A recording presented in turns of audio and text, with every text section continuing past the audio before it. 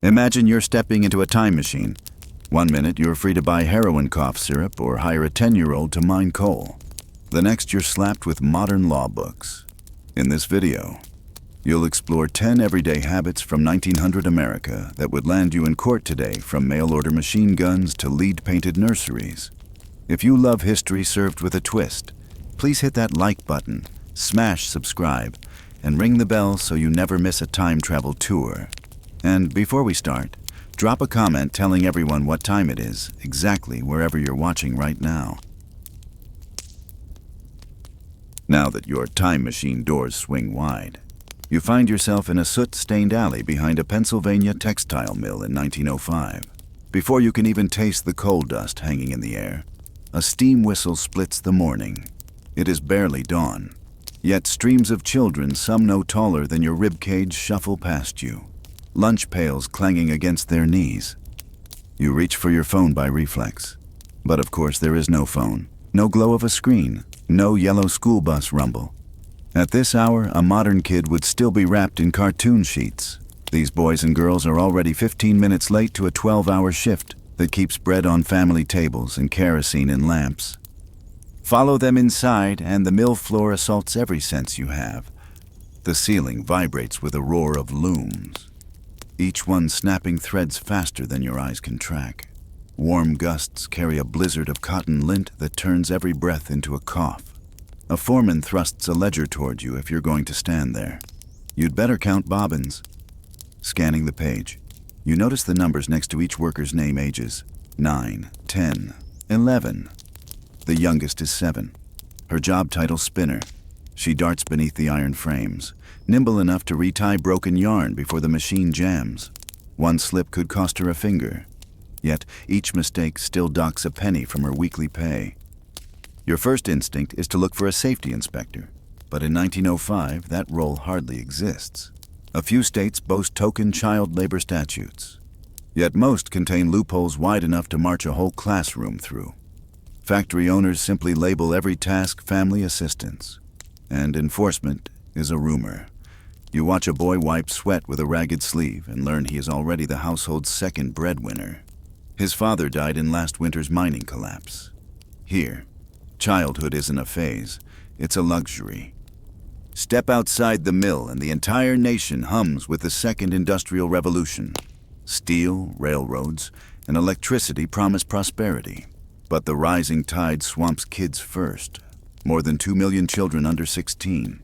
Some historians argue double that hold jobs nationwide. They pick cotton in the South, break coal in Appalachia, haul oyster dredges on the Chesapeake, and weave textiles from Massachusetts to the Carolinas.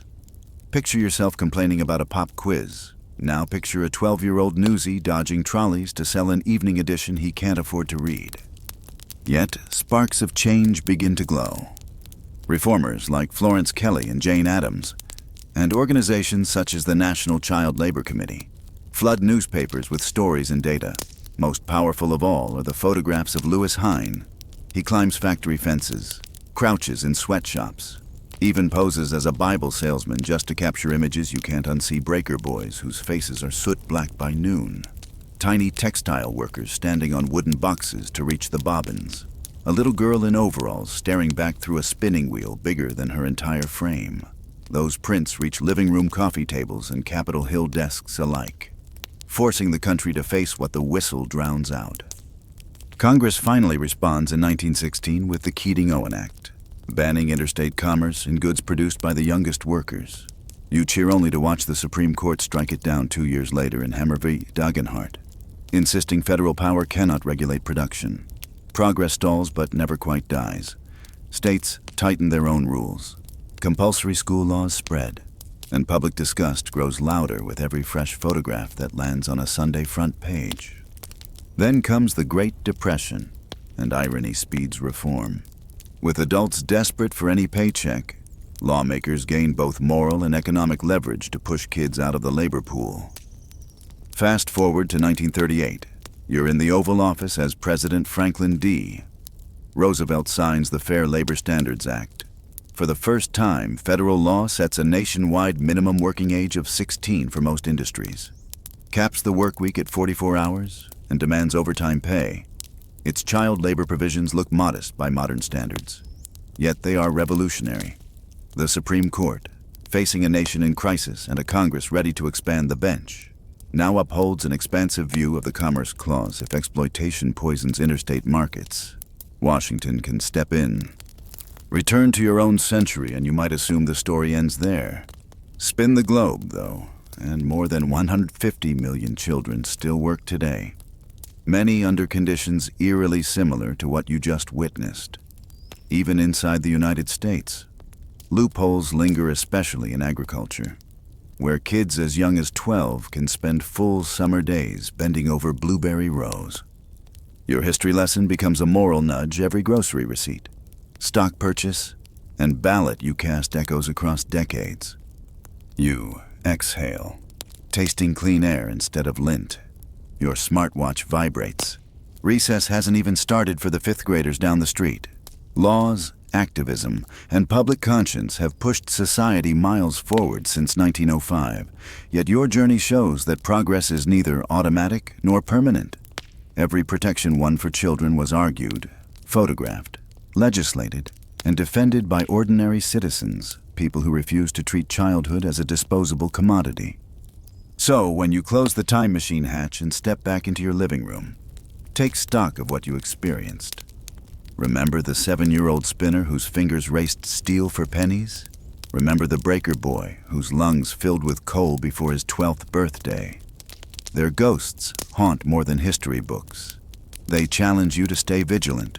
The next time you scroll past a headline about supply chain ethics or hear someone romanticize the good old days, let your memory of that whistle drown out the nostalgia. Your voice, vote, and wallet are the modern tools reformers once dreamed of. Use them. Support brands that audit factories, push for legislation that closes loopholes, and tell these stories, maybe even this very video, so no one forgets how quickly innocence can be bartered for profit. And if this journey sparks a sense of responsibility, remember that even a quick share or thoughtful question below can ignite conversations that keep policymakers honest. After all, the definition of normal isn't fixed. It's forged daily by choices people like you make. Finally, glance at the chat. Somewhere, another viewer is typing the local time from a corner of the world where dawn still means work, not cartoons. Let their clock remind you that history isn't ancient. It's alive, ticking with every second hand and every second chance. You wipe the mill dust from your sleeves and let the time machine gears spin again. When the hatch creaks open, you're standing on a bustling New York avenue. 1903. Gas lamps hiss. Horse-drawn cabs jostle for space with electric streetcars. And a sweet, spicy smell drifts from the corner apothecary. The green and gold sign above the door promises invigorating tonics, soothing syrups, reliable remedies. You step inside, shaking soot from your boots, and the world transforms into polished mahogany, colored glass, and the soft clink of cork-stoppered bottles. The druggist greets you like an old friend. "Rough morning at the factory," he asks, sizing up your grimy collar. "Here, try this." He produces a small amber vial with an elegant paper wrapper that reads, "Bayer's Heroin, the perfect cough cure." You raise an eyebrow, and he smiles.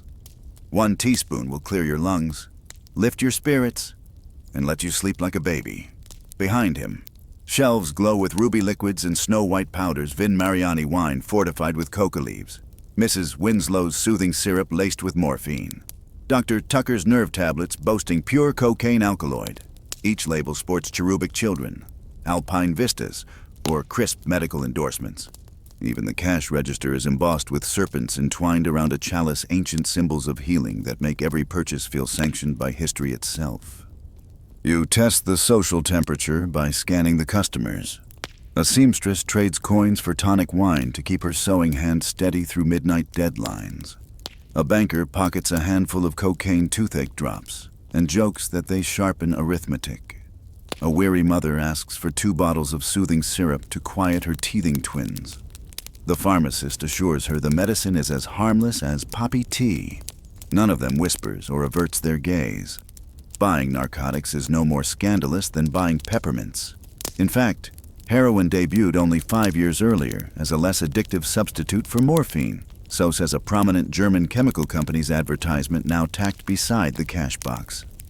You picture today's supermarket pharmacy, where opioid cough medicine lives behind a steel grate, and every pill script triggers a statewide database check. Here, though, no government monitor exists. America's Pure Food and Drug Act won't pass until 1906, and even then it will focus on mislabeling, not restricting sales. Addiction is viewed less as a public health crisis than a personal failing. Doctors often prescribe morphine to steady feminine nerves or relieve morning sickness. Field surgeons send soldiers home with opium kits for lingering battle pain. Meanwhile, patent medicine kings flood newspapers with miraculous testimonials. Mailing order forms nationwide. Slip outside the apothecary and the picture sharpens. In Chinatown, opium dens glow under red lanterns, drawing sailors and businessmen alike. On the Bowery, street urchins sell cocaine twists, tiny pink envelopes of powder snorted through tin straws for a nickel. The federal government taxes whiskey and tobacco, but largely ignores narcotics, assuming demand is limited to respectable medical use or marginal immigrant vice.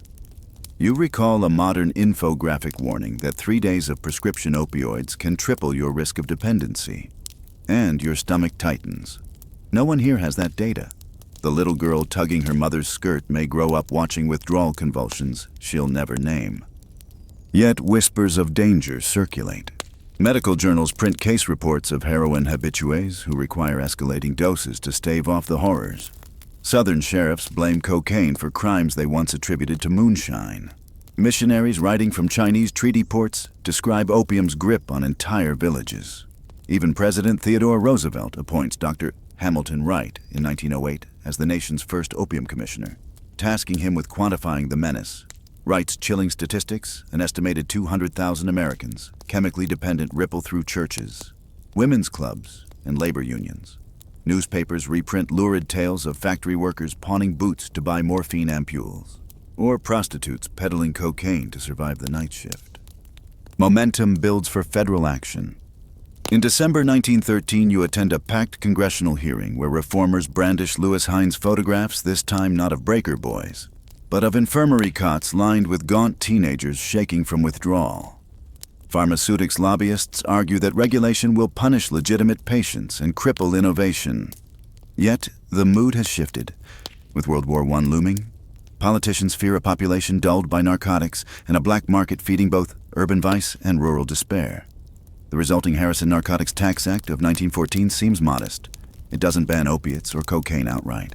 It simply levies a tax and requires doctors to register narcotic prescriptions. But hidden in its clauses is a revolution.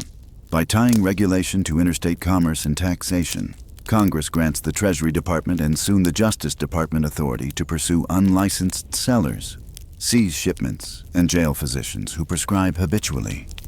You fast forward a few years and watch agents raid basement pharmacies, padlocking cabinets once displayed in sunny shop windows. Heroin cough syrup vanishes.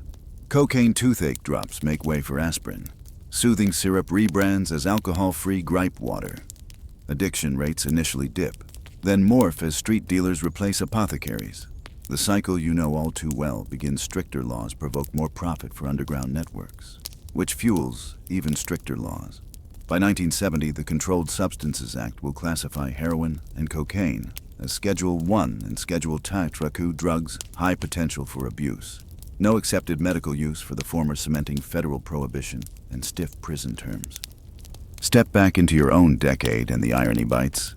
Pharmaceutical giants re-engineer opium into oxycodone and hydrocodone, marketing them in glossy campaigns eerily reminiscent of that mahogany drug store.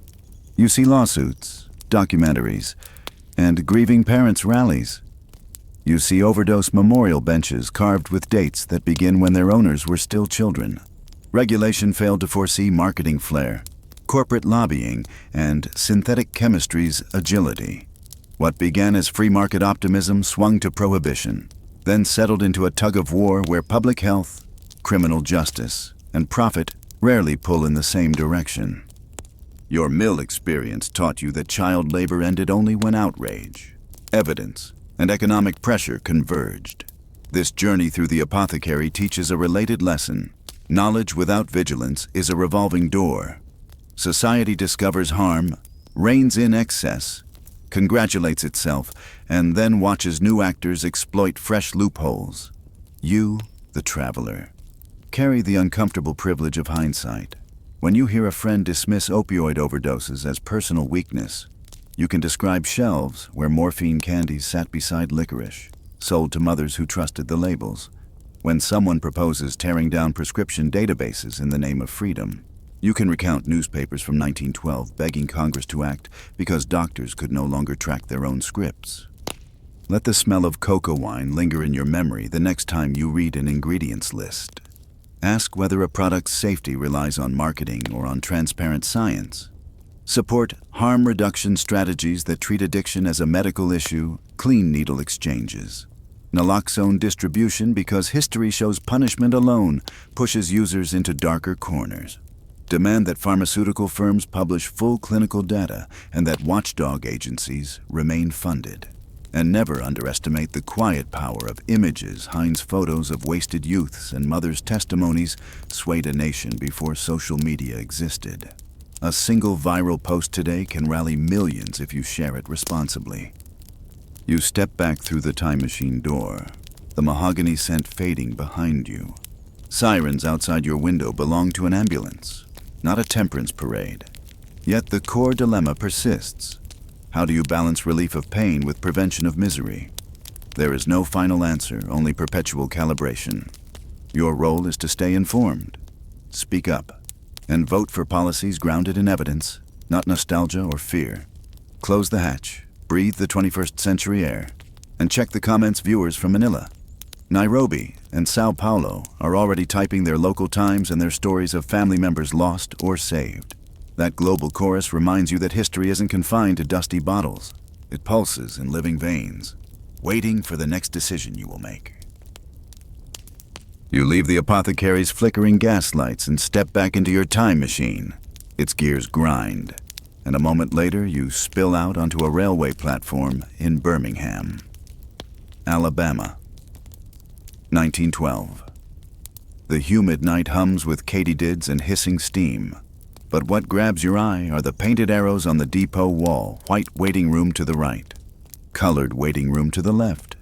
You hesitate. 21st century reflexes telling you a public building should welcome everyone, yet a porter in a crisp cap waves you toward the whites-only door as casually as a flight attendant pointing to row numbers. A young black couple approaching from the street instinctively veers the other way, their Sunday outfits pressed sharp, their shoulders already bowed by habit. Inside the white side, ceiling fans spin above polished benches. A newsstand sells pictorial magazines celebrating the new Titanic and a fresh-faced Woodrow Wilson campaign. Through an open door, you glimpse the colored room narrower, dimmer, benches scarred by pocket knives. No magazines in sight. Two spaces divided by a wall of pine boards and by the Supreme Court's 16-year-old blessing of separate but equal. You realize the law you heard whispered in school halls. Plessy v. Ferguson isn't an abstract civics lesson here. It's the architecture, the paint, the very air. You buy a ticket to New Orleans and step onto a coach car trimmed in brass. The conductor's punch gets halfway to your stub before he frowns. Too many passengers of color have sat themselves in the wrong car. He marches the first man out. The rest follow without protest, clutching satchels, eyes fixed on the floor. One elderly woman carrying a basket of laundry squeezes past you. You notice her shoes' soles patched with cardboard and wonder how far she'll travel standing in the vestibule. You fight an urge to speak up. Yet your modern indignation has no legal footing here. Any protest could land you in county jail for disrupting public order. Night falls, rails clacking a lullaby. But you can't sleep. Your mind loops through images you've seen in documentaries, classrooms with torn books stamped colored, school buses that never come, ballot boxes guarded by poll taxes, and literacy tests designed to fail. Now you can attach smells and sounds. Creosote ties, fried catfish wafting from the colored dining coach, the conductor's bored voice reciting rules. The next morning, you disembark in a neighborhood of clapboard houses and red clay streets. A string of ordinances greets you on storefront signs. No Negro doctor may treat white patients. Colored barbers forbidden to serve white women or girls. These aren't fringe decrees. They're municipal code printed in the local paper. A barber brushes hair from his apron and tells you he's been cutting only black men's hair since the city fined him 2 weeks' pay for trimming a white railroad worker's mustache. You cross town to an elementary school whose playground fence literally bisects a single property. New red bricks for white children. Splintered shacks for the rest. On the shabby side. Lessons run half days because cotton season demands tiny pickers in the afternoon. You help a teacher distribute slates still bearing arithmetic from last year. Chalk is rationed and ghostly sums float beneath fresh problems. When a girl named Lottie whispers that she wants to be a nurse, you feel an ache inside your rib cage. The only hospital that would employ her lies 100 miles away and doubles as a charity ward. But even here, beneath layers of legal stratification, seeds of resistance sprout. You attend a Wednesday night church meeting where parishioners discuss Booker T, Washington's speeches on self-reliance, and W.E.B. Du Bois's call for the talented 10th. One deacon passes a tin plate to raise money for a local man appealing his poll tax conviction. Another hands out flyers for a silent protest parade in New York next summer. Their voices are hushed but resolute, the cadence of sermons bending into activism. You realize you're witnessing the earliest rumblings of a movement that will take 5 more decades to erupt. Jump in time to 1955 Mississippi. Your train pulls into a depot unchanged on the outside, but posters announce a new threat. Outside agitators go home. Earlier that summer, 14-year-old Emmett Till's brutal murder shocked the world. As you walk Sunflower County's dusty roads, you spot cotton workers wearing NAACP buttons sewn under shirt collars, hidden yet close to the heart. In a general store, you hear 2 sharecroppers whisper about a seamstress in Montgomery who refused to surrender her bus seat. They call her by name now, Rosa Parks, as though invoking a gospel verse. Fast forward again this time to Greensboro, North Carolina, 1960. Lunch counters gleam under fluorescent lights. 4 college freshmen sit politely on unpadded stools, textbooks open, waiting to be served. A manager kills the lights, locks the Coke machine, and posts a closed sign. But the students remain, silent and unyielding. You slide onto a vacant stool beside them, and though you know the future, adrenaline spikes in your veins. A waitress mutters troublemakers, and a customer spits the word commie. Yet, somewhere deep, you sense tectonic plates shifting. Television cameras click. Newspapers scribble. The nation steadily aligns its moral compass. Each leap you take now accelerates history. 1963, the March on Washington. You stand near the reflecting pool and feel 500,000 voices vibrate the air as Martin Luther King Jr. paints dreams across Lincoln's marble feet. 1964, President Lyndon Johnson signs the Civil Rights Act, wiping federal legality from every sign you read in Birmingham. 1965, the Voting Rights Act hammers poll taxes and literacy tests into rubble. 1968, fair housing bans discriminatory deeds that once penned black families into fire-trapped neighborhoods. Strips of legislation stitch themselves into a patchwork of newfound rights. Return to the 2020s and step onto a modern commuter train. No partition waits. Any seat is yours. A multiracial group of teenagers in basketball jerseys shares TikTok videos, giggling at filters that morph faces into puppy dogs. Yet news alerts on your phone show that freedom rides never truly end debates over voter ID laws. Redistricting maps and classroom curricula still rage. A smartphone clip of a traffic stop gone deadly sparks worldwide protests. Old walls, though raised, have left outlines in the dirt. You think back to the pharmacy's narcotic vials and the mill's child spinners. In each era, a status quo wrapped itself in law and custom until relentless human stories broke the seal. Segregation, you now grasp, wasn't simply about water fountains. It was a lattice of economic throttles, educational roadblocks, and civic muzzles designed to freeze an entire populace in place. The laws changed only when everyday people, teachers, porters, maids. Students risked jobs, freedom, sometimes their lives. They marched, boycotted, litigated, filmed, sang, prayed, and kept showing up even when the nightsticks swung. Your time traveler's privilege comes with homework. Study your ballot. Does your district still purge rolls quietly? Check your child's textbook.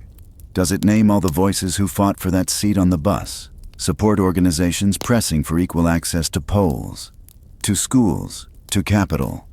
Speak up when someone romanticizes simpler times. Simpler for whom ask why some neighborhoods lack grocery stores but host a payday loan shop on every corner. Economic redlining rarely advertises itself with painted arrows now. It hides in zoning maps and appraisal algorithms. Shine light there. The way early reformers used flash bulbs on tenements and telegram wires on lynching victims. Before you shut the hatch, take one last look at the station wall where white waiting room once gleamed.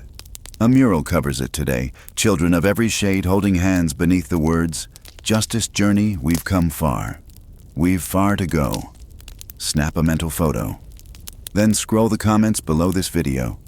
Somewhere, a viewer in a city you've never visited will type the local time, maybe 3:04 a.m., unable to sleep because a relative drives 15 miles to cast a ballot in the next county. Add your voice, share your insight, and remember each tick of their clock, and yours, marks an opportunity to move the line of equality forward another inch. You leave the Birmingham station mural behind, still hearing phantom echoes of gospel choirs and protest chants. And the time machine jolts you once more. When the hatch opens, you're standing in a tidy parlor lit by kerosene sconces. Illinois, 1908. A grandfather clock ticks with confident regularity beneath a framed wedding photograph.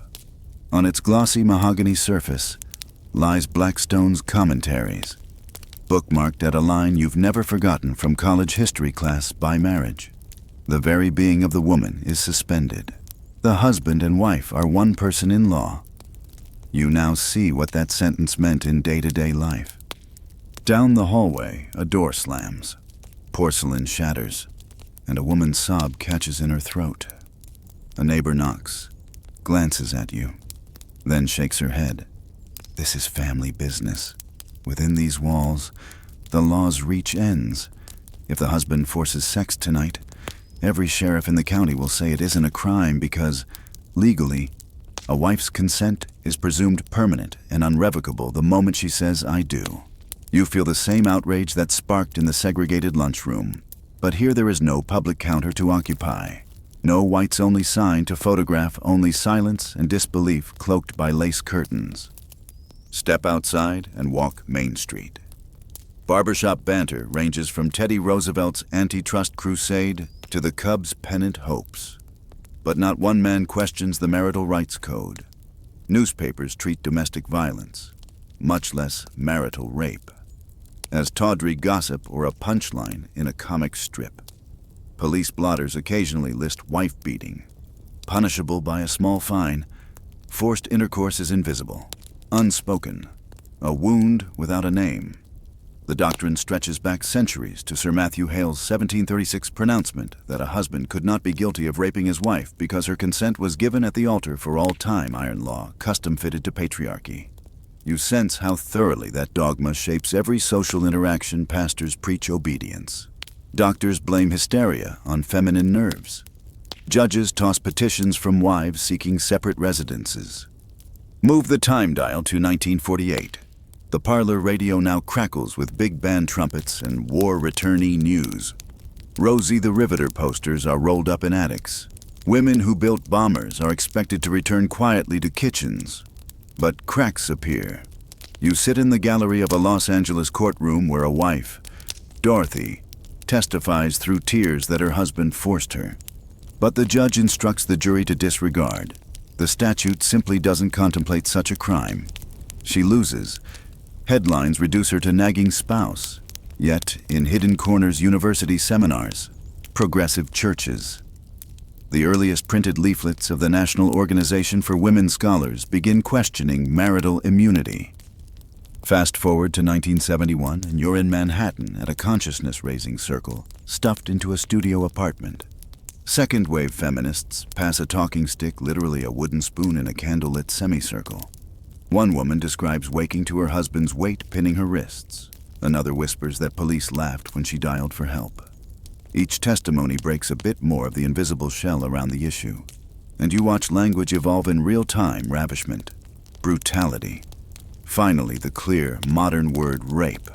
You realize naming is power. Once a wrong has a name, the excuses start to crumble. The next calendar leap lands you in 1975 Lincoln, Nebraska, where State Senator Wally Carpenter, urged by local activists, introduces a bill striking the spousal exemption from rape law. In the packed gallery, you sit shoulder to shoulder with farm wives, college students, and a few nervous husbands. Critics warn of false accusations and bedroom police, but testimony from nurses and social workers tips the moral balance. When the governor signs the bill that summer, Nebraska becomes the first state to declare that a marriage license is not a blank check for sexual coercion. A single statute, maybe 3 paragraphs long, feels as momentous as Brown v. Board in its sphere. Victories ripple outward. Michigan follows in 1978, Minnesota in 1979, New York in 1984. You ride the decades like stepping stones. Witnessing strategy shifts. Some states overhaul rape definitions entirely. Others insert spousal rape clauses into existing assault codes. Grassroots hotlines collect survivor stories. Prosecutors gather data. Legislators trade model language across state lines. By the late 80s, you can feel national momentum. Talk show hosts invite advocates. Law review articles dismantle Hale's 1736 dictum paragraph by paragraph. Yet, progress remains uneven. In 1986, you find yourself in a North Carolina sheriff's lobby as a bruised woman pleads for charges.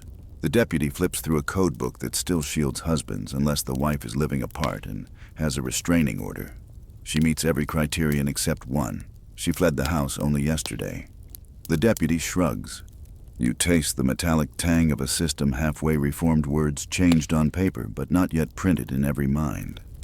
Finally, you dial to July 5th, 1993. Marital immunity's last stand falls in Oklahoma. The governor's signature means all 50 states now criminalize non-consensual sex within marriage. You want to cheer, but you know the ink is just a threshold, not a finish line. Court precedents still differ. Some states require higher force standards. Others impose shorter reporting windows. Defense lawyers argue implied consent in jury rooms. Cultural myths linger at family cookouts. You spend an afternoon at a rape crisis center in Phoenix, where counselors explain that victims fear disbelief even more than retaliation. A volunteer hands you a stack of intake forms showing half of callers labeled the perpetrator, partner, or spouse. Law has shifted. Stigma hasn't caught up. Spin forward to 2018. Social media hashtags amplify what kitchen tables once hid. Survivors share stories anonymously, then publicly. You scroll through threads where people trade phone numbers for rides to court, link to legislative petitions, debate restorative justice models. Conservative commentators worry about false allegations. Advocates counter with data marital rape is still underreported, under-prosecuted, and sentences lag those for stranger assault. Universities update Title IX guidance. The military revises its Uniform Code of Military Justice to erase marital exemptions. Back in 2025, you exit the time machine into your own living room. Statistically, 1 in 10 married women in the U.S. will experience sexual assault from a partner. You hear a neighbor's TV anchor discuss a bill tightening evidence standards. You recognize the centuries-old dynamics sneaking through modern language. The struggle that began with whispered testimonies in parlors now plays out in legislatures and comment sections. What can you do? First, believe people. Second, support local shelters. Many operate on shoestring budgets, but save lives every night. Third, push for uniform laws that treat all rape the same, regardless of relationship status. Fourth, challenge jokes that make coercion sound like a marital perk. Culture is clay that hardens into policy. Finally, If you create content videos like this one, keep telling nuanced stories so future travelers won't step into silent parlors at all. Glance at the viewer comments scrolling beneath your screen. Someone in Reykjavik posts their local time and says marital rape only became illegal there in 1991. A viewer in Delhi notes progress, yet points out loopholes still exist for separated spouses. Your earlier journeys showed that injustice thrives when labeled normal. This one teaches that oppression can hide in the most intimate spaces. Wearing the costume of tradition. History's lesson for you is uncompromising consent is not a one-time vow, but an ongoing conversation. Guard it, teach it, legislate it, and live it together. In every era. You ease the parlor door shut and, for a breath, you think the ticking grandfather clock has gone silent. But the hush comes from a different absence. The house is empty now, its occupants gone to work or school, its echoes held tight by thick plaster walls. You run a hand along the cream-colored wainscot and feel a faint, chalky roughness. The paint looks fresh, even cheerful, yet a tiny flake sticks to your fingertip like a warning. Outside, a painter on a wooden ladder dips his brush into a bucket emblazoned pure white lead keeps rooms bright for life. He whistles, blissfully unaware that every stroke he lays down adds another invisible layer of risk. The calendar reads 1910 and lead is the darling of modernity. It makes paint shine like porcelain, keeps barn roofs from rusting, seals plumbing joints so perfectly that builders call it the miracle metal. Inside nurseries across America, cribs and toys gleam under lead's snowy veneer. Parents admire the finish, confident it will protect children from splinters and stains. They don't yet know that toddlers exploring the world with curious mouths will chew windowsills, swallow dust, and absorb poison that hides in bones for decades. You step into the street, where Model T engines sputter and ping. A mechanic wipes his hands on a rag and mutters about knock, the metallic rattle that limits how much power these new machines can squeeze from gasoline. Over at General Motors, chemists hunt for a cure and discover tetraethyl lead, a compound so effective at silencing knock that executives toast with champagne the day it rolls off the lab bench. They brand the additive ethyl, a genteel name meant to soothe regulators. Newspapers hail a future of quieter engines and booming car sales. The public applauds without hesitation. You hitch a ride with a traveling salesman whose trunk rattles with paint cans and ethyl brochures. He's headed for a trade convention in Atlantic City, and he quotes company slogans like "Gospel lead is life," "Ethyl the gift of power." Somewhere near Dayton, he stops at a filling station to top off. Purple-dyed gasoline gushes into the tank, and a sweet, metallic scent lingers in the air.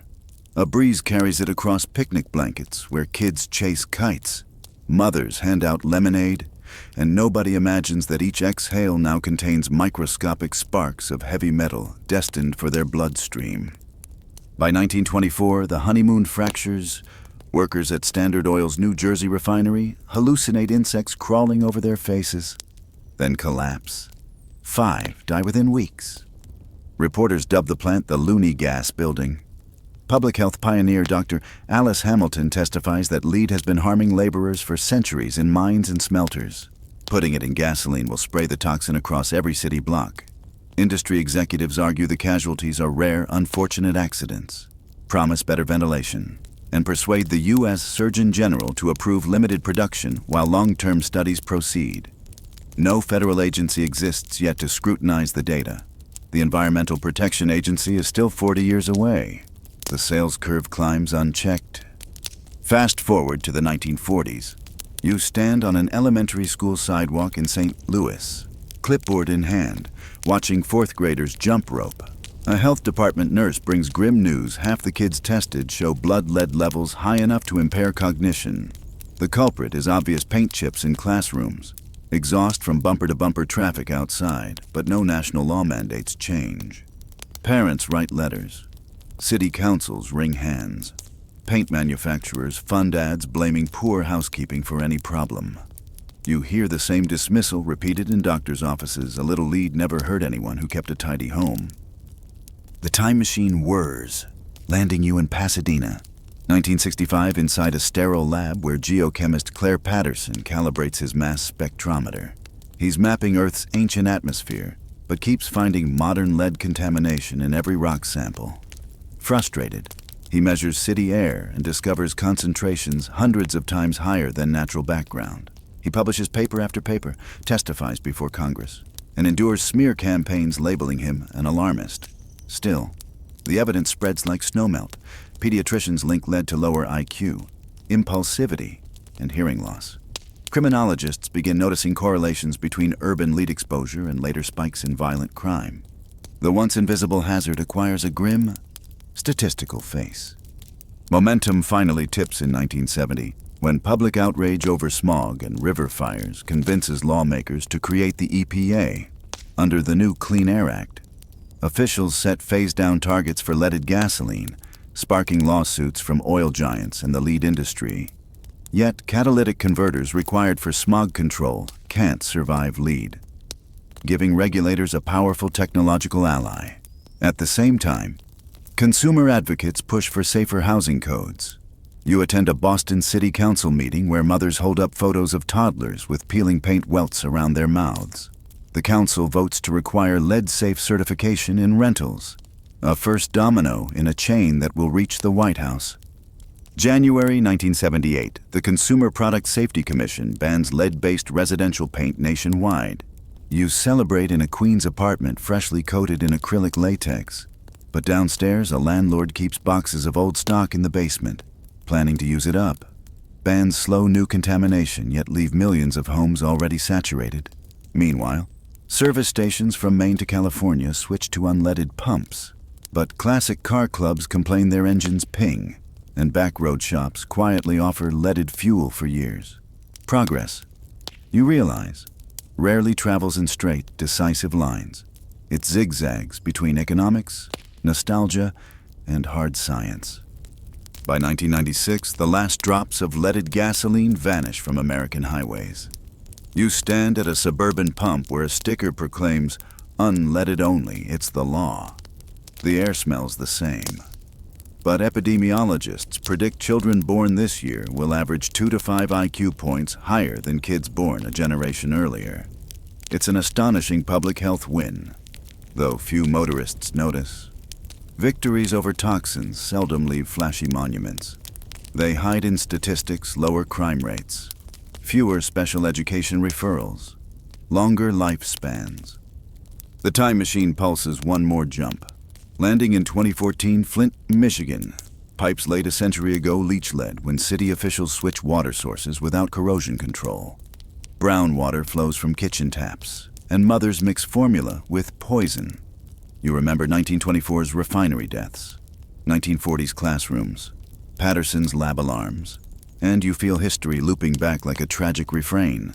Scientists flag the crisis. Activists tweet photos of rashes. Truckloads of bottled water arrive. Eventually, a federal emergency order forces pipe replacement, but trust corrodes slower than metal. Families still use filters in 2025, haunted by betrayal they can taste. So, what can you do? Traveler, return to the present test paint before renovating. If a home was built before 1978, assume danger until proven otherwise. Advocate for full lead service line replacement, not partial fixes that leave future residents at risk. Support funding for public school remediation. No child should breathe neurotoxin with their ABCs. Ask your mechanic whether your hobby car really needs lead substitute or if hardened valve seats suffice. Push lawmakers to lower the federal blood lead reference value, reminding them that there is no safe level, only tolerable ignorance. Most of all, tell this story. Explain that a shiny nursery once symbolized love, yet hid a silent thief of potential. Paint the picture of highways where every tailpipe sprinkled cognitive fog across neighborhoods already burdened by poverty. Show how data, persistence, and unsung heroes like Hamilton, Patterson, and legions of parents carved science into statute. Then urge listeners to finish the work because pipes remain. Soil still holds residue, and half the world's gasoline is yet to turn unleaded. You glance at the comment feed beside this video. Someone in Lagos types their local time and laments that imported cars still burn leaded fuel. A viewer in Warsaw reports new subsidies for pipe replacement. Each timestamp dots a global map of progress and unfinished business. Your journey from parlor to pump proves that what starts as an ordinary convenience can cast a century-long shadow. The next shadow is already forming. Your vigilance decides how long it lingers. You barely finish wiping the lead dust memory from your fingers when the time machine whirs again and releases you into the cavernous atrium of a 1920s high-rise under construction. Rivets clang overhead, but what arrests you is the fine snow drifting through sunbeams, tiny white threads that settle on shoulders and hair like festive confetti. The site supervisor calls it magic wool. He boasts that it won't burn, won't rot, and muffles sound so well a jazz band could rehearse on one floor without disturbing stenographers on the next. You watch workers rip open burlap sacks, bare-hand giant tufts of the stuff, then slap each other's backs in clouds that sparkle against the light. No one masks their face. No one warns the apprentice coughing in the corner. Soon you notice magic wool everywhere. It wraps steam pipes in the basement, lines elevator shafts, and nestles inside brake shoes on Model A delivery trucks idling at the curb. A traveling salesman later explains that asbestos is as old as the hills literally carved from Canadian mines and that modern chemistry has spun it into shingles, plaster, phonograph player pads, even ironing board covers so homemakers can press shirts without fear of scorching. Advertisements feature smiling couples pointing at home stuffed safely with the miracle mineral, while a small footnote reassures buyers that only pure chrysotile fibers are used. You remember the painter cheerfully brushing lead paint and feel a chill. Progress always seems to carry a secret fee. Jump ahead 3 decades and you're in a Navy shipyard during World War II. Welders shower sparks over sailors packing asbestos blankets around boiler rooms. The air tastes of metal and toast. Yet veterans will later recall nights in bunks below deck, coughing white clots onto pillowcases. Doctors chalk it up to shipyard flu. Only a handful of medical journals quietly note an alarming pattern. Laborers exposed to asbestos often develop a stubborn shortness of breath and sometimes strange tumors that cling like ivy to their lungs. Because symptoms may take 20 years to bloom, most workers shrug off the risk. They're too busy launching Liberty ships to ponder longevity. By the 1960s, however, radiologists begin spotting telltale shadows, pleural plaques on chest x-rays of insulation crews. Epidemiologist Irving Selikoff tracks thousands of men from a New Jersey plant and produces a bombshell study: asbestos workers die of mesothelioma and lung cancer at rates far above the general population. Congress calls hearings. Industry executives counter with borrowed logic from the lead lobby cases are isolated. Exposure can be controlled. Alarmists threaten an essential material. Meanwhile, consumer faith holds. You attend a suburban PTA meeting where parents raffle off brand new fireproof hair dryers lined with asbestos felt. When a biology teacher timidly mentions emerging health data, someone jokes, "Everything causes cancer these days." And the room moves on. Your next leap lands in a Michigan courtroom. 1982. Plaintiffs' tables overflow with dusty lunch pails and tattered work gloves submitted as evidence. A man in oxygen tubing whispers that he once played hide-and-seek inside asbestos storage sheds as a kid. The jury watches a film strip of fibers under electron microscope, a crystalline javelin so thin it can spearfish a lung cell. Verdicts tally in the millions, bankrupting long-standing manufacturers and pumping urgency into regulatory gears. OSHA tightens workplace limits. The EPA bans spray-on insulation and hot air-popped vermiculite attic fill. Yet a sweeping prohibition on all forms of asbestos fails in 1991 when the Fifth Circuit Court of Appeals rules the agency didn't weigh costs sufficiently. The miracle mineral, though scarred, still wriggles through legal loopholes into brake pads, gaskets, and chlorine production membranes.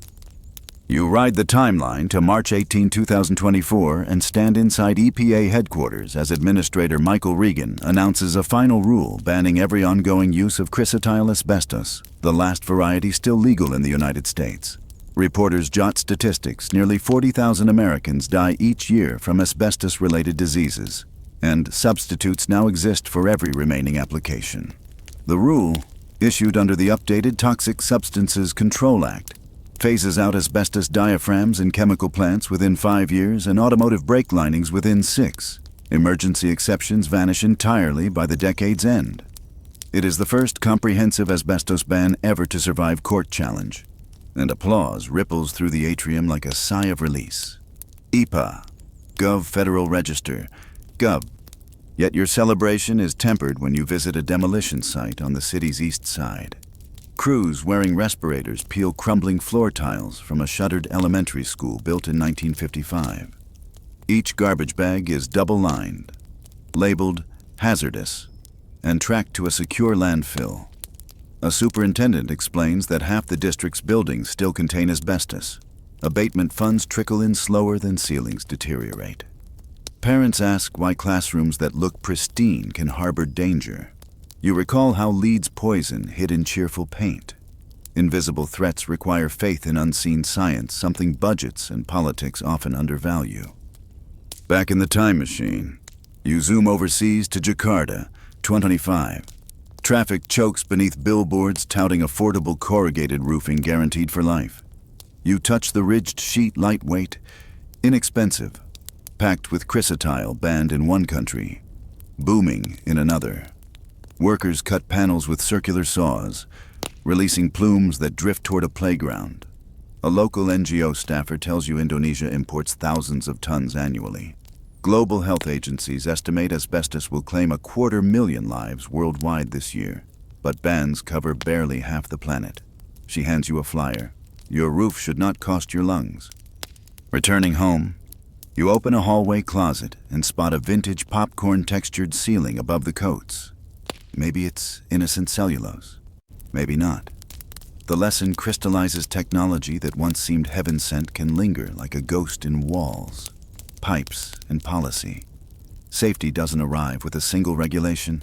It demands upkeep, vigilance, and, when necessary, replacement, just as every old service line must be pulled from the ground to finish the lead fight.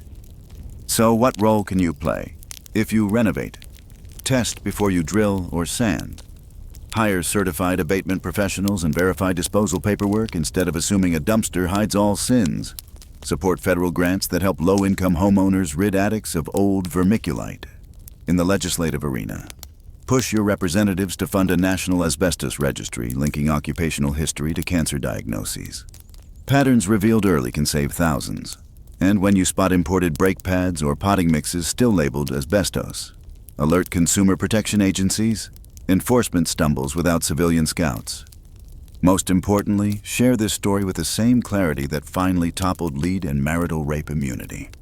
Remind friends that tragedy often flourishes behind the word tradition. The fireproof blanket that once wrapped Navy boilers ended up wrapping caskets too. Today's miracle materials, PFAS in raincoats, microplastics in cosmetics, may hold their own reckoning tomorrow. Science is not a killjoy. It is a guardian sending you postcards from the future. Listen. While you upload this video, comments bloom in the sidebar. A mechanic from Sao Paulo writes that his shop still drills asbestos drums and wants a safer supplier. A teacher in Dublin celebrates funding for a complete school roof replacement. A viewer in Nairobi posts the local time 3:27 a.m. and says he's binge-watching these episodes because his father, a former insulation installer, is fighting mesothelioma. You type back, "Thank you for sharing your story," fuels the push for global bans. The clock ticks, echoing that empty Illinois parlor where this chapter began. But now the silence isn't resignation. It's the held breath before the next collective step toward a cleaner, safer tomorrow. You leave the demolition crew sealing up asbestos debris and step back into the time machine, half expecting the cabin filter to wheeze. Instead, it delivers you to the hushed marble corridor of a Virginia state colony for epileptics and feeble-minded. April 1927. Fluorescent bulbs buzz overhead. The antiseptic smell masks a fainter tang of machine oil and singed hair. A nurse wheels a gurney past, its patient staring blankly at ceiling tiles, and you notice a fresh, neat bandage below her navel. No one calls it surgery. Inside these walls, It's social hygiene. A clipboard at the charge desk lists names, ages, IQ scores, and a single word in red pencil sterilized. The superintendent greets you with civic pride. He explains that science has finally given society a tool to trim the defective branches of the family tree. Charts on his office wall trace pauperism, crime, and feeble-mindedness through generations like rotten veins in marble. He taps one line 3 black X's in a row and says, "The cost of institutional care justifies preventative measures." Across the hall, a doctor cautions a trembling teenage girl that the procedure will help her get on in life. She signs with a thumbprint, never told it will end her chance to bear children. Not far away, a lawyer files the final brief in Buck v. Bell. The state argues that compulsory sterilization of the unfit is constitutional good for public welfare, cheap for the taxpayer, merciful to future children. 1 month later, the U.S. Supreme Court rules 8-1 in Virginia's favor. Justice Oliver Wendell Holmes, Jr. pens the most chilling line you'll ever read. 3 generations of imbeciles are enough. Supreme. Justia com. The decision unleashes a wave over the next 4 decades. 32 states authorize physicians to cut fallopian tubes or vas deferens of people labeled epileptic, feeble-minded, mixed race, poor, promiscuous, or simply inconvenient. By the time the practice peaks in the 1940s, the tally surpasses 60,000 procedures. You hop to a county fair in North Carolina. 1931. A bright booth touts the Better Baby contest. Judges measure head circumference and reflex speed, awarding fit mothers blue ribbons. A state board representative hands out pamphlets showing a feeble line of stick figures shrinking to nothing after sterilization. Children line up for cotton candy while loudspeakers extol the duty of healthy citizens to protect the gene pool. The crowd applauds. It feels like a pep rally, science weaponized as morality play. But dissent germinates in scattered corners. In 1942, the Supreme Court quietly chips at doctrine in Skinner v.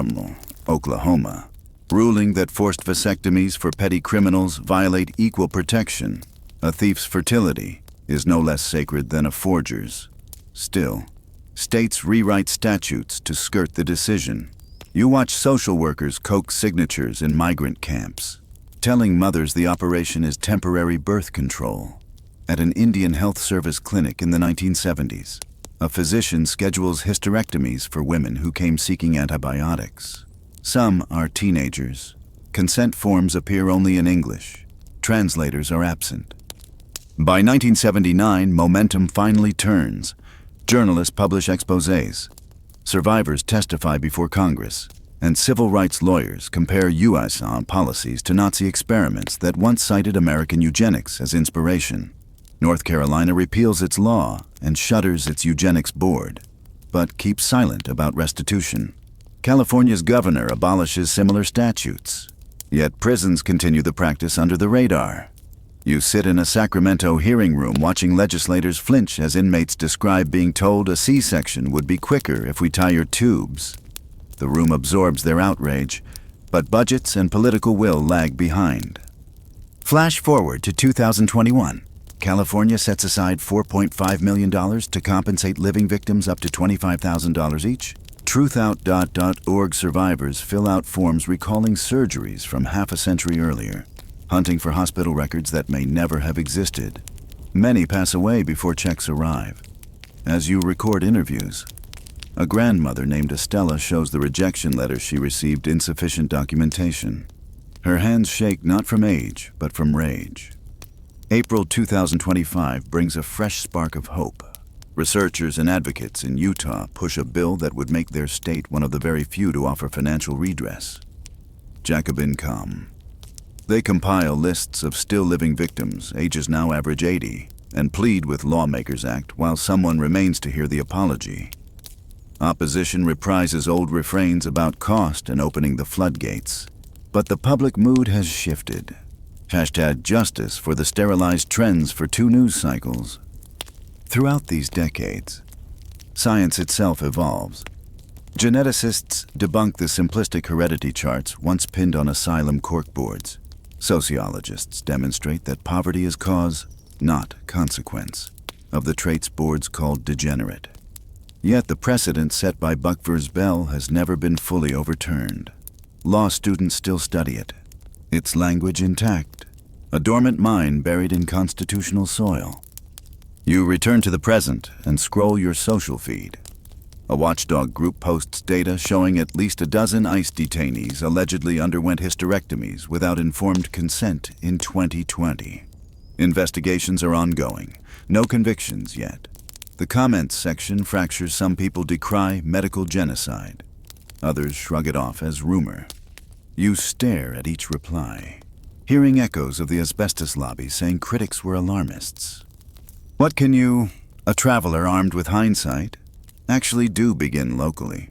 If your state hasn't offered restitution, urge legislators to introduce a survivor compensation bill, demand clear consent protocols in prisons, detention centers, and public hospitals translated, videotaped, archived, support organizations that archive medical records. Every missing chart buries another claim.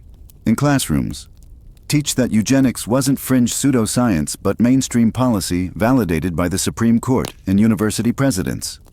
Shine that harsh light so no future miracle solution hides its price in jargon.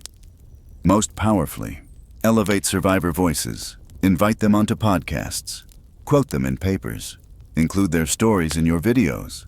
Statistics matter, but stories move policy. Remember how photographs of child laborers, x-rays of asbestos lungs, and blood-lead maps finally tipped public conscience. The same alchemy can dismantle lingering eugenic myths. As you finish editing this segment, live chat pings a viewer from Winston-Salem posts the local time 10:43 p.m. and says her grandmother was sterilized at age 16 for her own good. Another from Manila replies that forced contraception in their village clinic ended only after a scandal last year. These timestamps stitch a timeline still unfolding. Your asbestos episode warned that yesterday's wonder material can haunt generations. Today you see how yesterday's settled science can mutilate agency itself. Progress is never a straight arrow. It's a question mark you must bend, daily, toward justice. So take a breath. Close the time machine hatch. Listen to the silence, then pledge not to let it settle. Your next decision. Vote. Or share may be the warning flare that keeps a new bright idea from turning into someone else's lifelong scar. You step back into the time machine cockpit, still shaken by the echoes of operating room scissors and court decrees, and punch the next coordinate. The gears rattle, then drop you onto a rutted country road outside New Jersey's Palisades amusement park. Summer 1909. The scent of popcorn competes with exhaust from Model Ts idling beneath strings of Edison bulbs. Horns bleat as drivers in tweed caps pass hip flasks across front seats, toasting the marvel of gasoline freedom. A local deputy waves them on with a grin. He's just finished a pint of lager himself. Here, a steering wheel is a novelty. Liquor is liquid courage, and the phrase designated driver hasn't been coined. Climb into one of the cars and you'll find no speedometer, just a brass hand throttle, a trembling wooden wheel, and cranky drum brakes, ill-prepared for moonlit curves. Ride along at 25 miles per hour and the chassis quakes like a roller coaster. Every rut jars your spine, but the driver laughs louder with each swig of rye. Crash statistics exist only as whispers in town gazettes, buried beneath stories about runaway horses. When a wreck kills a family of 5 on the pike that fall, the coroner writes act of God and the saloon keeps pouring. Insurance companies still classify automobiles as pleasure carriages, assuming Sunday jaunts, not nightly pub crawls. Fast forward to 1910, New York City, where urban traffic snarls beneath Broadway marquees. The state legislature has just passed the first American statute against operating an automobile while in an intoxicated condition. But no one can define intoxication. Magistrates rely on bloodshot eyes, slurred speech, or, in one case, a defendant's inability to recite Mary had a little lamb. Penalties rarely exceed a modest fine. Police captains complain that arresting businessmen risks political backlash. Bartenders post tongue-in-cheek signs reading, Do not drive if you cannot see the road. Everyone laughs. Jump 2 decades and you're cruising Route 66 with a jazz-age bootlegger. 1930. Prohibition has outlawed alcohol. But paradoxically, multiplied drunk drivers, speakeasy patrons chug corn whiskey in alleys, then speed away to dodge raids. Car engines are now twice as powerful. Steel bodies turn collisions into blunt force coffins. Yet newspapers focus on Tommy gun gangs, not highway carnage. Federal agents pursue rum runners, leaving states to sort out traffic deaths. A Kansas patrolman you interview admits he'd rather nab a moonshiner than ticket a tipsy farmhand headed home from a barn dance. Culture still treats drinking as masculine bravado. A real man can hold his liquor. The stop after that is a drizzly Chicago evening in 1938. You're in the Cook County morgue, staring at wreck after wreck, chrome twisted like licorice. Windshields reduced to daggers. Medical examiner Dr. Helen Shaw shows you her handwritten log. 1/3 of fatal crashes list alcohol odor. She's begun drawing blood samples to prove impairment, but prosecutors wave them off. No statute defines a legal threshold. Across town, politicians celebrate the new Fair Labor Standards Act, yet ignore the grief multiplying on Illinois highways. Some tragedies need years to find their champion. That champion arrives in pieces. First, in 1953, Indiana University's Robert Borkenstein invents the portable breathalyzer, shrinking lab chemistry into a dashboard box. States flirt with presumptive drunkenness at 0.15% blood alcohol content, nearly twice today's limit. Second, post-war suburbs sprawl, tethering social life to car keys. Cocktail parties end with jaunty jingles urging, "Drive carefully never. Drive sober." Highway patrolmen hold roadside sobriety picnics, offering free coffee to drowsy motorists, but still look the other way when a Buick reeks of bourbon. Fatality numbers climb by 1966, almost half of USS. Traffic deaths involve alcohol. Now jump to San Gabriel, California, 1973. You're in a county courthouse observing a grief-stricken mother, Candy Leitner, plead with a judge after a repeat drunk driver kills her 13-year-old daughter, Carrie, the offender, on his 4th DUI. Gets a 2-year sentence, but could be paroled within months. Leitner vows this will be the last lenient verdict she witnesses. Within a year, she founds Mothers Against Drunk Driving Mad out of her living room. You attend one of the first gatherings, folding chairs in a church basement. Photo boards of lost children. Speeches that crack voices and hearts alike. When a reporter asks why mothers, Leitner replies, "Because we can't stay silent and still be mothers." Her movement spreads like wildfire. By 1980, MAD chapters lobby state houses, wave placards at freeway overpasses, and stage smashed car displays outside football stadiums. They harness morning show interviews, grief-filled PSAs, and data proving that crashes cost billions. Legislators begin tightening screws, lowering the blood alcohol content presumption to 0.10%, adding mandatory license suspensions, and, crucially, earmarking federal highway funds for states that comply. You stand in the Rose Garden in 1984 when President Reagan signs the National Minimum Drinking Age Act, tying road dollars to a 21-year purchase age. Critics call it nanny statism. Parents call it overdue. Yet true cultural shift arrives in the living room. Television commercials once glamorized cocktail hour commuters. By 1987, they feature body bags and a campaign slogan, "Friends don't let friends drive drunk." You watch Super Bowl parties where designated drivers collect keys like raffle tickets. Breathalyzers graduate from cop gadgets to bar-top novelties. College students compete to blow the lowest number before claiming designated status. Data responds alcohol-related traffic deaths fall nearly a third between 1982 and 1995, even as vehicle miles soar. Still, loopholes linger. Fast forward to Austin, Texas, 1999.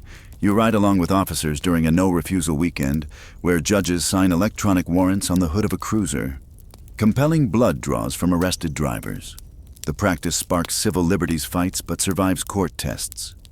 Meanwhile, high schoolers circumvent legal age with fake IDs and parking lot pregame rituals. Breath tests reveal impairment at 0.08% BAC, the new national standard set in 2000. but enforcement varies by county budgets and jury attitudes. Rural jurors often sympathize with defendants, especially if no one died. Justice still tilts on geography. You hop to 2012 Los Angeles, where ride-sharing apps appear overnight like neon mushrooms. With 2 taps, you summon a driver. Costs split among friends. DUI arrests drop 10% in the first 2 years of Uber's operation, then another 9% after Lyft joins. Economists label it the app effect, though causation debates persist.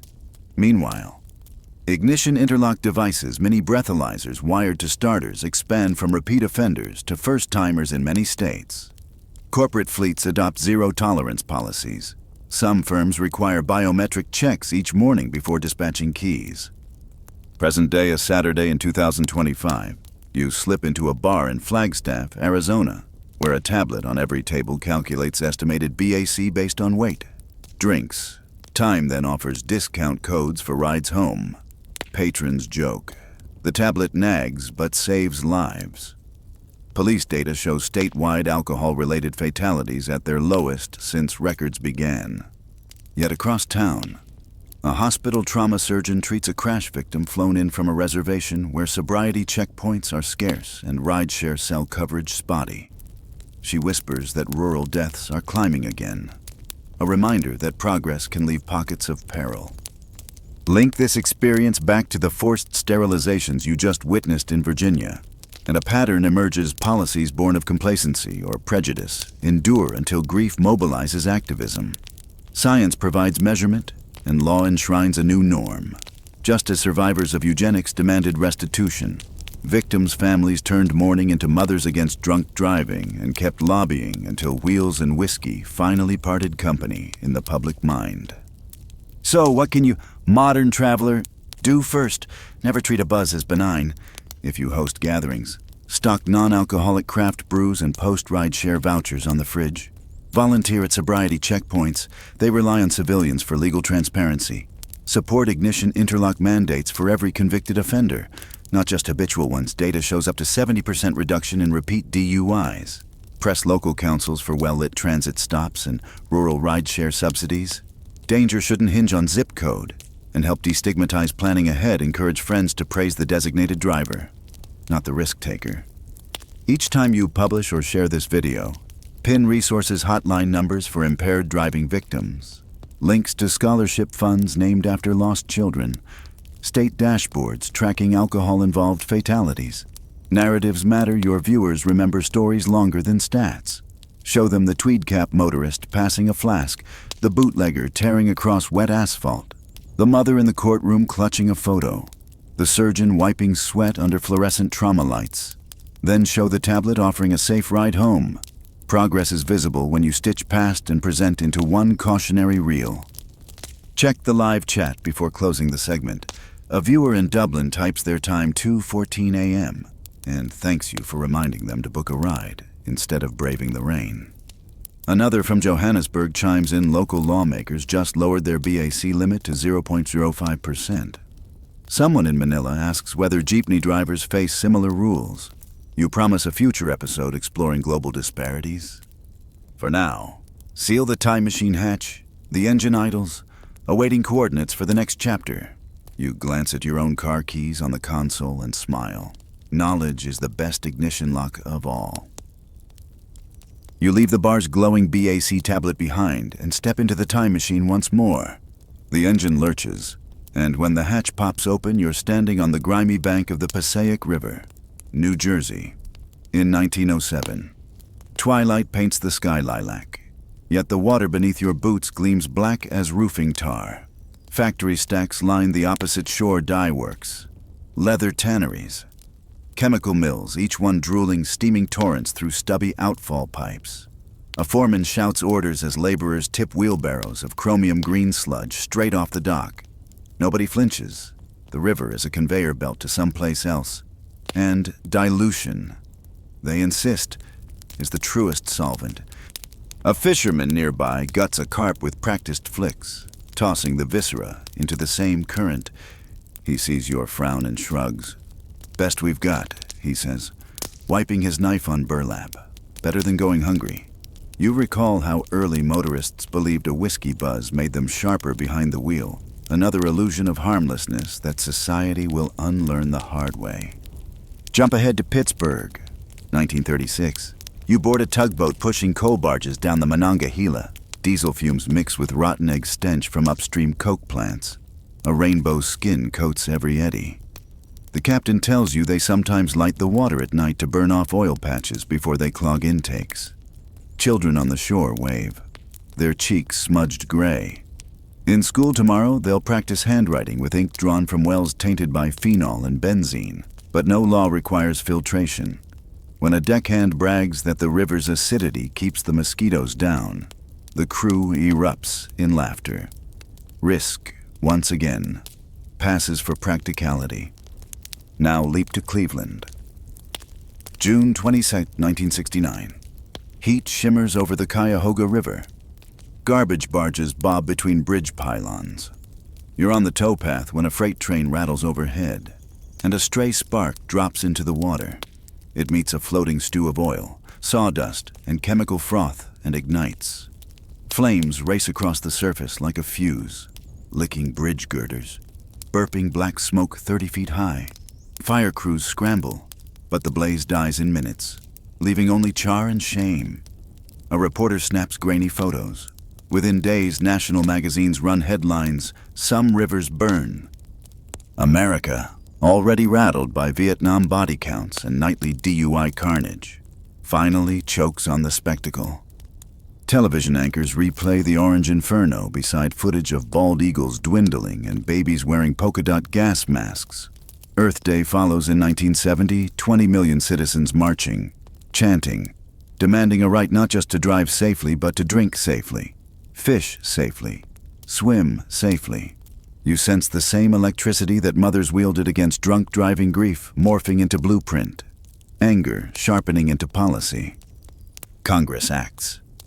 In 1972, it overrides President Nixon's veto to pass the Federal Water Pollution Control Act amendments, what everyone soon calls the Clean Water Act.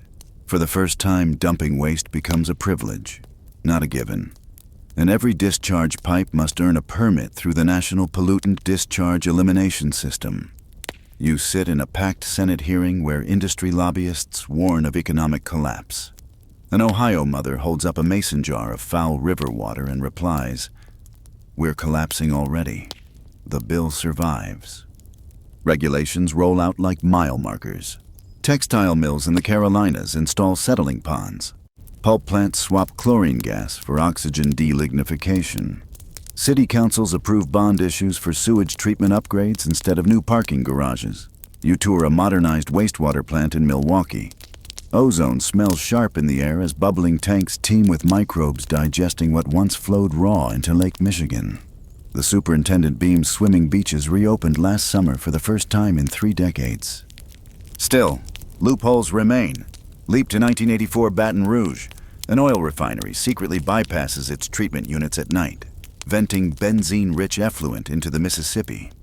A shrimp boat crew downstream hauls nets heavy with dead fish. A deckhand curses in Cajun French. Environmental investigators, armed with portable gas chromatographs, catch the refinery in the act, and penalties now thousands of dollars per day. Plus, criminal charges ensue, just as ignition interlock devices curbed repeat drunk drivers. Continuous monitoring begins to sober up chronic polluters.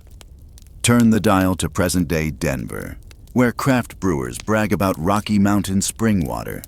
A sustainability officer shows you real-time sensor dashboards, pH turbidity, nitrate spikes updated every 15 minutes and tweeted if thresholds breach.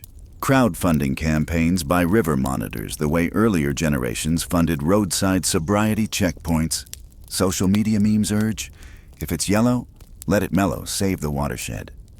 But progress is uneven. Your phone buzzes with a 2023 headline, "Massive manure spill in Iowa kills 500,000 fish and sends nitrates surging toward the Gulf dead zone." Agriculture escaped many Clean Water Act restrictions. Runoff from fields remains largely voluntary to curb. You visit corn country and watch fertilizer trucks spray during a storm. Silty rivulets carve paths straight to drainage ditches. Farmers argue razor-thin margins. Global competition. Advocates counter with satellite imagery of algal blooms visible from space. The pattern mirrors the long battle against drunk driving. Early victories lower back limits. Breathalyzers couldn't fully address rural road gaps or persistent binge culture. Likewise, pipe permits can't fix entire watersheds.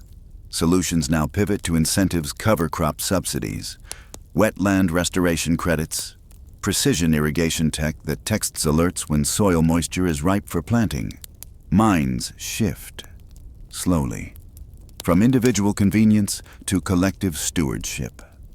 Back on the Passaic in 2025, you stand at the same dock where wheelbarrows once dumped chromium sludge.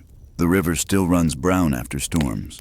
Yet herons stalk the shallows and kayakers paddle under graffiti-bright bridges. A retired chemist volunteers with a local watershed alliance, collecting samples for a database accessed by high school science classes. He jokes, the river's rehab is harder than any 12-step program, no anonymity, and everyone's a sponsor. Your journey shows a common arc: ignorance, injury, outrage, reform, leaded gasoline-clouded minds until research and parental fury forced unleaded. Asbestos-insulated ships until lawsuits and x-rays revealed deadly fibers. Forced sterilizations hid behind pseudoscience until survivors found their voice.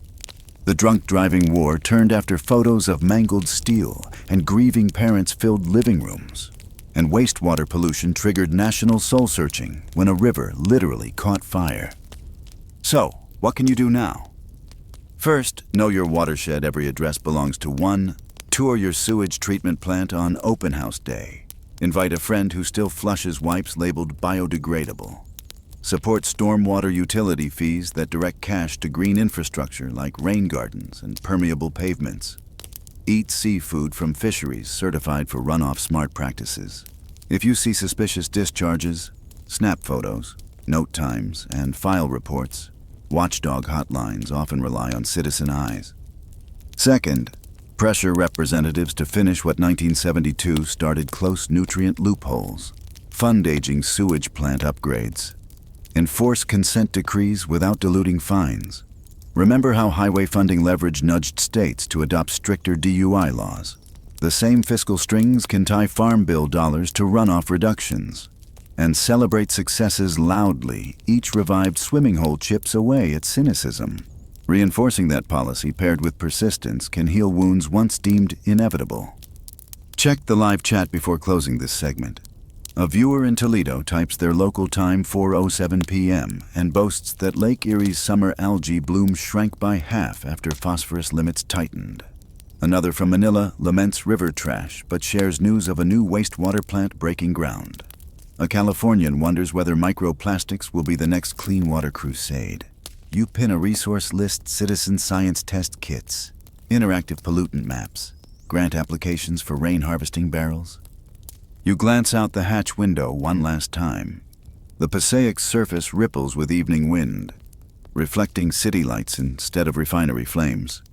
It isn't pristine progress, rarely yields perfection, but it breathes. And like every sober driver rolling home at closing time, it reminds you that change, once unimaginable, becomes ordinary the moment enough people decide the old normal isn't worth the cost. You close the hatch on the Passaic's recovering waters and dial the coordinates forward. The time machine sets you down on a shaded porch in rural Ohio. 1913. Cicadas drone. A boy on the steps flips through a Sears Roebuck catalog thicker than a church hymnal.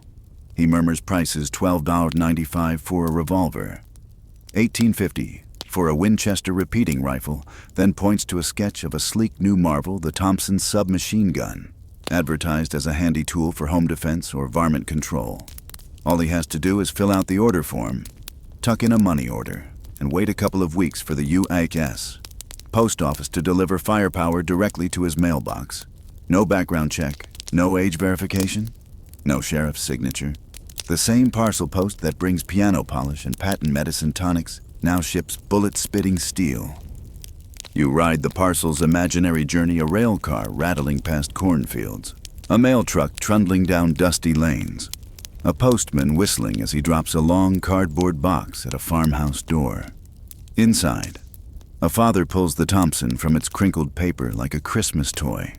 In town that weekend, he lets neighbors test the 700 round per minute trench broom behind the feed store. Nobody blinks. Not yet. Jump ahead to Chicago. 1929. Prohibition has showered gang lords with cash, and the Thompson, now affectionately nicknamed the Tommy gun, crackles in alley wars. Its .45 caliber slugs slicing Model A fenders like tin foil. You crouch behind a news photographer during the Senate Valentine's Day aftermath. 7 bodies line the garage floor, their coats stitched with more than 70 bullet holes. Reporters gasp. City fathers clutch at pearl collars. But Congress remains frozen. Lobbyists insist the Second Amendment is sacrosanct, and many lawmakers privately value the mail-order market for outfitting state militias on the cheap. Yet, public unease grows. In 1934, while Roosevelt's New Deal tackles economic despair, a terrified nation nudges legislators toward the National Firearms Act. You sit in a Capitol hearing room as agents display confiscated machine guns beside an IRS commissioner who explains the act's approach: regulate through taxation.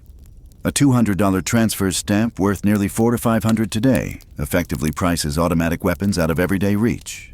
Still, the act leaves most long guns and handguns untouched, and mail order remains the cheapest pipeline. Catalogs scrub submachine gun language but still hawk semi-automatic cousins like the M1 carbine and the Sweet 16 shotgun. Advert copy pivots from gangster glamour to wholesome imagery, father and son duck hunting at dawn. Fast forward to 1963 Dallas. You stand on Elm Street, eyes tracking a mail-order Mannlicher Carcano rifle propped in the 6th floor window. Lee Harvey Oswald ordered it from a Klein Sporting Goods newspaper ad for $19.95 plus postage. The Nation sees the order coupon reproduced on front pages alongside the Zapruder film's sickening frames. If a catalog opened the door to a presidential assassination, maybe catalogs have outlived their innocence. Momentum accelerates in 1968. The assassinations of Martin Luther King Jr. and Robert F. Kennedy stack atop everyday gun violence statistics, nearly 7,000 homicides by firearm the previous year. You stand shoulder to shoulder with grieving citizens outside the Capitol fence. Some still carry Clean Water Now placards from earlier protests, repurposed with fresh slogans: control the guns, not just the rivers. Inside, Senator Thomas Dodd brandishes a Sears ad for a 9mm Luger. He recites addresses of teens who bought identical pistols while skipping algebra class. Opponents warn of tyranny. But the Gun Control Act clears both chambers, and President Lyndon Johnson signs it on October 22nd. Overnight, non-licensees can no longer receive guns or ammunition through interstate mail. Retailers must log serial numbers, verify identity, and forward paperwork to the Bureau of Alcohol, Tobacco, and Firearms. The postman still brings catalogs, but weapon pages shrink, replaced by disclaimers: sales to licensed dealers only. Does the law end violence? No more than the first DUI statutes ended drunk driving. You hop to Los Angeles, 1984, where a man wields a semi-automatic rifle purchased legally at a storefront to slaughter diners at a McDonald's. Congress responds with the Firearm Owners Protection Act, tightening some dealer rules, but also loosening transport restrictions. The pattern you've seen with lead, asbestos, polluted rivers repeats bold federal action followed by backlash, carve-outs, and fresh loopholes. Another leap brings you to 1993, the year after a semi-automatic pistol wounds Press Secretary James Brady during the Reagan assassination attempt. You attend a White House ceremony where President Clinton signs the Brady Handgun Violence Prevention Act, mandating background checks through the National Instant Criminal Background Check System. Behind the podium, Sarah Brady, now a crusader, echoes Candy Lightner's Mad Grief, a personal tragedy refashioned into public safeguard. Yet, technology sprints ahead. By 2010, online marketplaces list private sale ads, circumventing background checks. Kits for 80% lowers unfinished receivers ship legally, letting hobbyists mill untraceable ghost guns in garages. You witness ATF agents raid a California apartment where dozens of polymer pistols lie on a workbench, each lacking a serial number. Regulators scramble. Courts split on definitions. Present day. 2025. You step into a gun show in Phoenix. Vendors display World War-era Tommy guns behind glass, $40,000 collector's items requiring tax stamps, while neighboring tables hawk AR-15 parts no background check needed. A QR code links to assembly tutorials. At a booth for a veterans group, volunteers pass out cable locks and urge safe storage. Across the aisle, 3D printed receivers glitter in candy colors. You sense the same tension that lingered after the Clean Water Act regulation has shifted norms but left pockets of high-risk behavior. Link this moment to what you witnessed on the Cuyahoga. Rivers burned before the public acted. Once action came, pollutants found tributaries to exploit. Firearms followed a similar path. Catalog sales closed. Then online swaps opened. Automatic weapons taxed. Semi-automatics optimized. Each cycle demands renewed vigilance. So, where do you fit first? Know your state's transfer laws. If you purchase a gun, insist on a background check even when not required. Voluntary compliance builds cultural expectation. Support digital serial number traceability. The ballistic counterpart to wastewater sensors that tweet threshold breaches. Encourage legislators to fund community violence intervention programs. Data shows they can drop shootings the way phosphorus caps shrink algae blooms. Second, champion safe storage mandates. More than half of gun deaths in America are suicides. Locked firearms cut impulsive tragedies the way sobriety checkpoints preempt drunk driving crashes. If a friend brags about a hidden cache of unserialized weapons, speak up courageously but compassionately, just as whistleblowers exposed nighttime toxic dumps. Third, destigmatize research. For 2 decades, federal funding for gun injury studies languished under a chilling amendment. Support scholars mapping risk factors. Remember how epidemiologists like Selikoff and Patterson armed reforms against asbestos and lead. Facts are antibodies for policy disease. Finally, wield narrative power. In your video, juxtapose the quaint Sears coupon with Zapruder's silent frame, the Tommy gun sketch with St. Valentine's chalk outlines, the bright QR code with a vigil's candlelight. Stories snap synapses harder than statistics. Add resources in your description. Hotlines for gun violence survivors. Links to safe storage rebates. A primer on how to testify at local hearings. Encourage viewers to drop their local time and their state's background check status in the comments. Peer comparison fuels momentum. Before locking the time machine, glance once more at that 1913 porch. The boy still daydreams of heroic adventures, unaware the mailman's parcel could rewrite headlines a century later. You, however, carry foresight, the knowledge that convenience can calcify into catastrophe unless tempered by responsibility. Close the hatch, set coordinates for home, and remember, just as rivers reclaimed their flow and streets quieted their drunken engines, safer gun culture is a choice society must renew with every tick of history's clock. History keeps reminding us that normal is a moving target, child labor, mail-order machine guns, burning rivers, and the rest were all once everyday sights until people like you decided enough was enough. So tell us which story shocked you most, and what modern habit do you think will look outrageous in another century? Drop your thoughts and your local time in the comments so we can build a timeline together. If this trip through time hit home, please like the video, subscribe, and share it with a friend who loves big history in small bites. Sleep well. Changemakers Tomorrow writes the next chapter.